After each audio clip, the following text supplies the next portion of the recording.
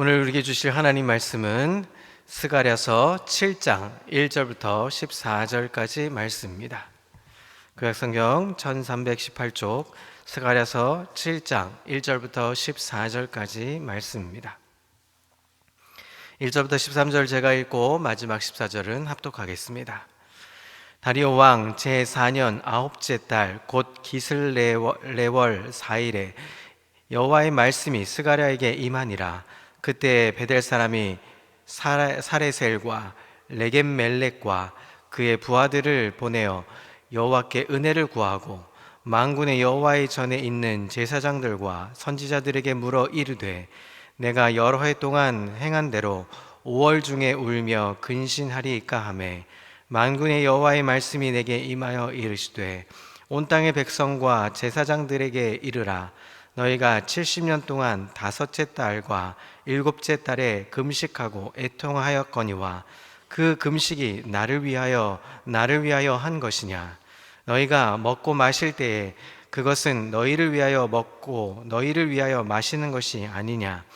예루살렘과 사면 성읍에 백성이 평온히 거주하며 남방과 평원에 사람이 거주할 때에 여호와가 옛 선지자들을 통하여 외친 말씀이 있지 않느냐 하시니라.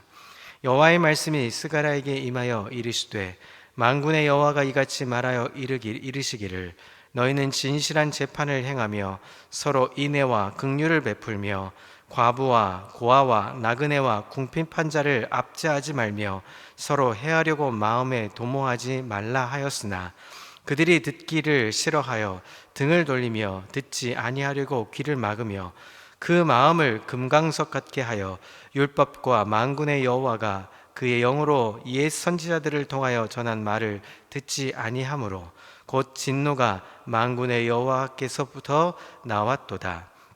내가 불러도 그들이 듣지 아니한 것처럼 그들이 불러도 내가 듣지 아니하리라.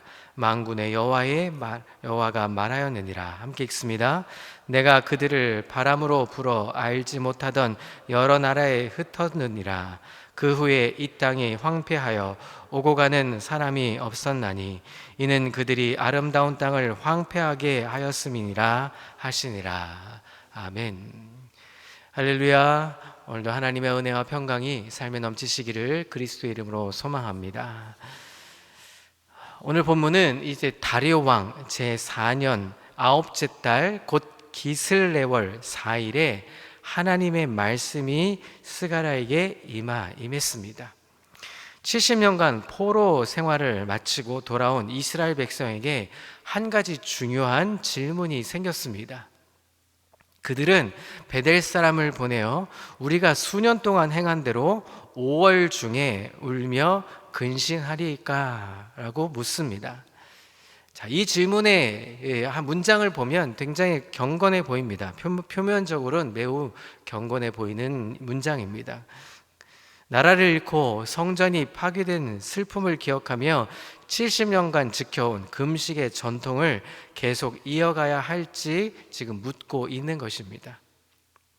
그들은 자신들이 하나님 앞에서 신실한 의무를 다하고 있다고 생각하며 지금 질문을 자랑스럽게 던지는 것이죠. 그러나 하나님의 대답은 그들의 기대를 완전히 무너뜨리셨습니다. 하나님은 그들의 질문에 예 또는 아니오라고 답하지 않으셨습니다. 대신에 훨씬 더 근원적인 질문을 던지셨습니다. 너희가 70년 동안 5월과 7월에 금식하고 애통하였거니와 그 금식이 나를 위하여 한 것이냐? 두 번을 질문을 던지십니다. 자, 이 질문 속에 오늘 우리가 마주할 첫 번째 질문은 껍데기만 남은 종교의 문제를 우리가 숙제로 안고 있습니다.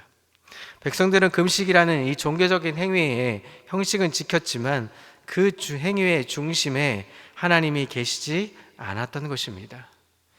그들의 금식은 하나님을 향한 사랑과 순종의 표현이 아니라 자기 만족과 자기 의를 위한 습관적인 행위에 불과했던 것입니다.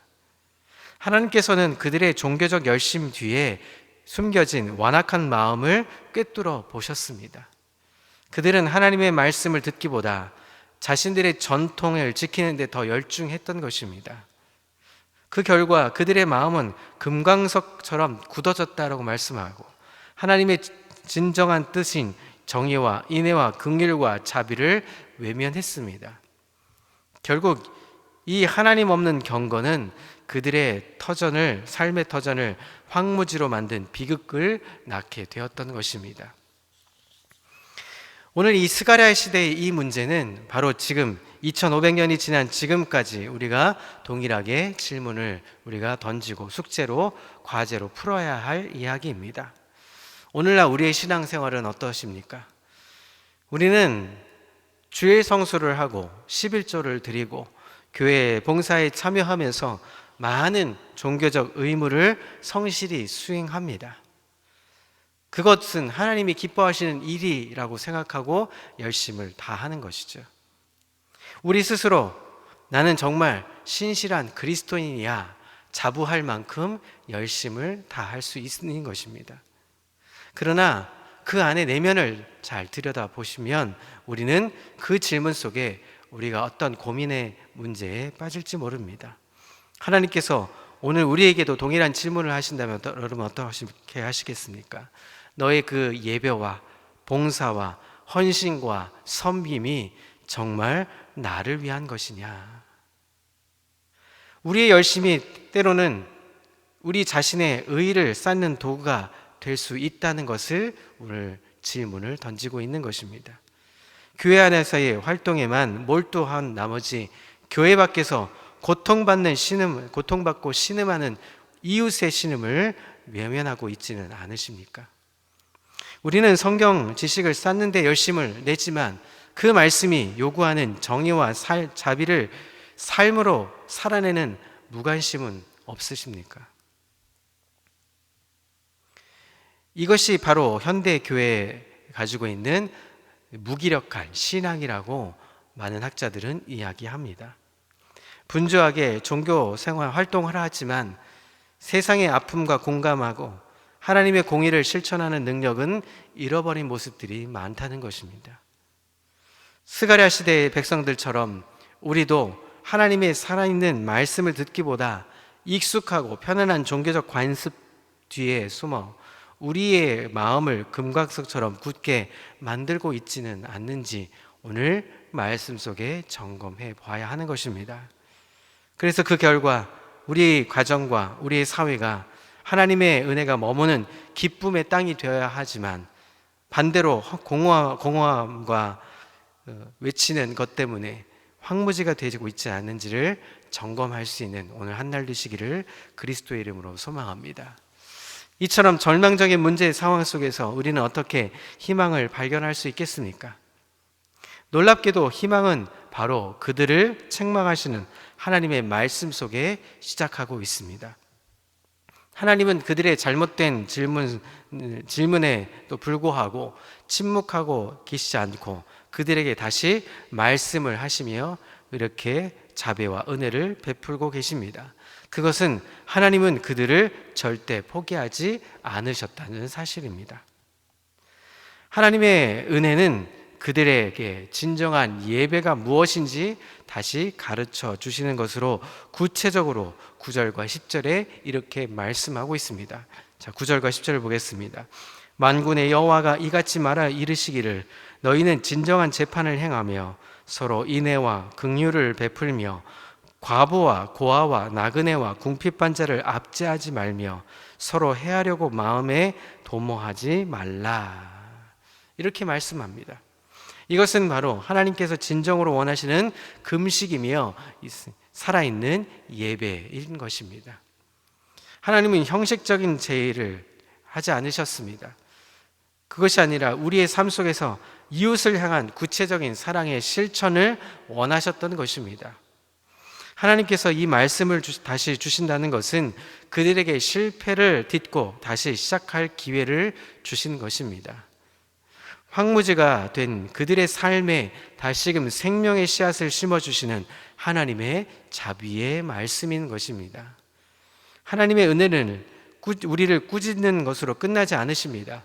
언제나 우리를 돌아와야 할 올바른 길을 비춰주시는 빛으로 우리를 인도해 주신다는 것입니다. 사랑하는 성도 여러분, 하나님께서 원하시는 삶, 정의와 자비를 실천하는 삶이 얼마나 귀한지 우리는 이제 압니다. 하지만 우리 자신이 자신의 힘과 자신의 의지만으로는 그 삶을 살아낼 수 없다는 것도 우리가 정직하게 고백해야 할 줄 믿습니다. 우리의 마음 역시 금강석처럼 굳어서 완악하기 때문입니다.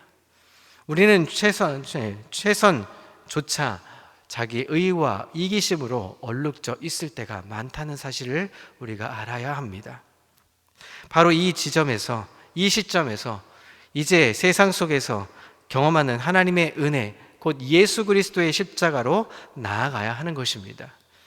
우리의 힘으로 깨뜨릴 수 없는 그 완악한 마음을 깨뜨리고 무기력한 우리를 일으켜 세워주시는 하나님의 궁극적인 은혜가 바로 십자가이기 때문입니다. 우리가 헛된 금식과 종교 행위로 하나님을 기쁘시게 하려 애쓸 때 예수님께서는 십자가 위에서 자신의 몸을 찢고 피를 흘리시며 하나님께서 진정으로 기뻐하시는 단 한 번의 영원한 제사를 드리셨던 것입니다. 십자가는 우리의 모든 종교적 위선과 껍데기를 깨트려 버리십니다. 벗어내게 하시고 하나님의 무조건적인 사랑과 용서를 보여주신 그 사건인 것입니다. 우리가 과부와 고아의 눈물을 외면할 때 주님은 십자가 위에서 온 인류의 고통을 끌어안고 눈물을 흘리셨습니다. 그러므로 이제 우리의 소망은 더 이상 우리의 경건 생활이나 노력이 아닌 것입니다. 우리의 유일한 소망이신 예수 그리스도의 십자가뿐인 것입니다. 그 십자가의 보혈이 우리의 금강석 같은 마음을 녹여 부드러운 마음으로 우리를 변화시키십니다. 성령께서 우리 안에 내주하시고 이제는 의무감 때문이 아니라 우리를 구원하신 그 놀라운 구원의 은혜에 감사하며 기쁨으로 우리가 봉사하며 헌신하며 이웃을 섬겨야 하는 것입니다. 십자가의 은혜를 통과할 때 우리의 예배는 더 이상 황무지가 아니고 공허한 메아리가 아니고 하나님의 보좌를 움직이는 살아있는 찬양과 제사가 되는 것입니다. 우리의 삶은 율법의 짐을 지고 힘겨워하는 삶이 아니라 은혜의 날개를 달고 세상을 향해 힘차게 나아가는 복음의 통로가 되는 것입니다. 이 십자가의 은혜 안에서 참된 예배자로 진정한 사랑의 실천자로 살아가는 우리 평강의 식구들 다 되시기를 그리스도의 이름으로 소망합니다. 이제 한 주 남았습니다. 새생명 축제, 그것은 우리의 잔치가 아니라 세상을 향한 잔치가 되는 것입니다. 이제 어제도 우리가 나아가서 우리가 복음을 들고 아름다운 이 소식지를 들고 나아가서 외쳤던 그 복음은 이제 우리 삶 속에서 계속 이어져 가야 합니다. 우리가 아직도 예수 믿지 않는, 믿음을 듣지 못한 우리의 가족들, 그리고 혹시나 함께 교회에서 열심히 헌신하고 봉사하고 충성했지만 어느 순간 한순간 안 보였던 우리의 잃어버린 양들, 우리의 지인들, 우리의 식구들 돌아보고 찾고 우리가 불을 켜고 우리가 고아와 나그네와 과부를 섬기는 것뿐만 아니라 우리 이웃들을 섬겨서 이 한 주간 그 복음의 은혜를 나누어주고, 그래서 이 주일에, 오는 주일에 힘있게 정말 하나님의 아름다운 그 사랑의 메시지를 듣고 보고 경험해서 예수를 믿는, 예수 그리스도의 은혜를 체험하는 놀라운 구원의 감격을 이룰 수 있도록 우리가 한 걸음 한 걸음 그 십자가의 은혜를 전할 수 있는 아름다운 복음의 소식자가 될 수 있기를 그리스도의 이름으로 소망합니다. 기도하겠습니다. 하나님 아버지, 감사합니다. 오늘도 우리에게 주신 말씀을 가지고 하나님, 우리가 형식적이고 우리 중심을 벗어난 우리의 생각 속에 있는 예배, 우리 생각 속에 있었던 그 삶의 여정들을 다 내려놓고 오직 하나님의 은혜로, 하나님의 자비로, 하나님의 긍휼하심으로 덧입혀서 우리가 이 땅 가운데 세상의 빛과 소금의 역할을 감당할 수 있는 멋진 하나님의 사람들에게 주님 역사하여 주옵소서. 이제 우리 한 주 남은 하나님이 새생명 전도 축제를 향하여서 오늘도 우리가 다름질을 하며 나아갑니다. 세상을 향할 때 고아와 같은, 과부와 같은, 나그네와 같은, 궁핍자와 같은 이 영혼들, 하나님 한 영혼을 천하보다 귀하게 여기시는 하나님의 마음을 가지고 나아가서 복음을 들고 전할 때 오는 주일에 기쁨으로 정말 하나님의 역사를 감당하며 기쁨의 잔치가 되는 새생명 축제가 되게 우리를 인도하여 주시옵소서. 우리 입술을 열게 해주시고 성령의 은혜로 우리를 덧입혀 주옵소서. 오늘도 우리와 함께 하실 하나님을 기대하고 소망하며 예수 그리스도의 이름으로 기도합니다.